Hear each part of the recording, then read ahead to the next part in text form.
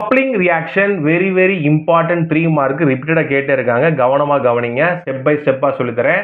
சரி, coupling reaction என்ன நடக்க போகுது அப்படின்னா, phenol couples with benzene diazonium chloride in an alkali solution to form para hydroxyazobenzene அப்படின்னு சொல்லக்கூடிய ரெட் ஆரஞ்சு டைய ப்ரிப்பேர் பண்ணக்கூடியதான் கப்ளிங் ரியாக்ஷன். அப்ப என்ன ஆகுது, கப்புள் ரெண்டும் பேர் ஆக போகுது. பாப்போமா? சோ இப்போ என்ன செய்ய போறேன் அப்படின்னா, சார் உங்களுக்கு பென்சீன் டையசோனியம் குளோரைடு எப்படி ஃபார்முலா எழுதுன்னு சொல்ல போறேன். நமக்கு பென்சீன் தெரியும்.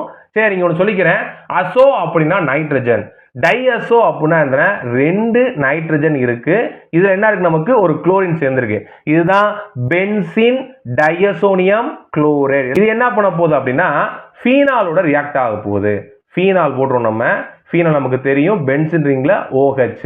ஃபீனால் ரியாக்ட் பண்ண போது என்ன கண்டிஷன் அப்படின்னு பார்த்தோம்னா தங்கங்களா, சோடியம் ஹைட்ராக்சைடு பிரசன்ஸ்ல கண்டிஷன் வந்து 273 to 278 கெல்வின்ல இது நடக்க போகுது. என்ன நடக்கும் கவனமா கவனிங்க.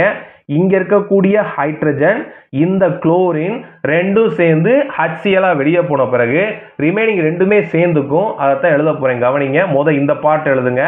இதுவும் ரொம்ப சிம்பிள் தாமா. N double bond N, remaining part என்ன இருக்கு, அந்த ஃபீனாலுடைய பார்ட்டை எழுதிட வேண்டியதான். சரிங்களா? ஃபீனாலோட பார்ட்டை எழுதிட வேண்டியதான். இதுதான் வந்து பாத்தீங்க அப்படின்னா பேரா ஹைட்ராக்சி அசோபென்சீன். நல்லா தெரிஞ்சுக்கோங்க. இதோட பேரா பொசிஷன்ல ஹைட்ராக்சி இருக்கு. அப்ப எழுதுங்க பேரா ஹைட்ராக்சி.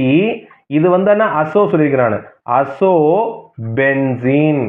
இதுதான் பேரா ஹைட்ராக்சி அசோபென்சீன் அப்படின்னு சொல்லக்கூடியது. இதுதான் என்ன கலர்னு பார்த்தீங்கன்னா ரெட் ஆரஞ்சு டை அப்படின்னு சொல்லுவாங்க. சரியா?